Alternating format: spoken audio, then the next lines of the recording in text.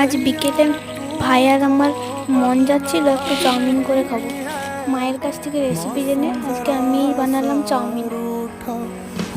চাউমিনের জন্য দেখলাম বাড়িতে খুব কম উপকরণ রয়েছে, তার মধ্যে হাতের সামনে যেগুলো পেলাম যেমন পেঁয়াজ, টমেটো, লঙ্কা আর বাড়িতে একটা ছোট্ট গাজর ছিল, সেগুলোকেই ভালো করে কেটে নিলাম।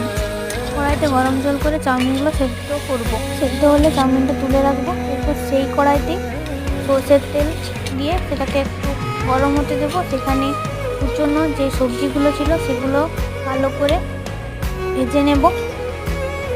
তারপর ডিমগুলোকেও ভেজে নেব। বাড়িতে চাউমিন মশলা ছিল না, তাই ম্যাগি মশলা দিয়েছি আর হাতের সামনে যে মশলাটা ছিল সেটাই দিয়ে দিয়েছি। এরপর সেটাকে ভালো করে নেড়ে চেড়ে চাউমিন দিয়েছি। চাউমিনটা ভালো করে নেড়ে চেড়ে নেব।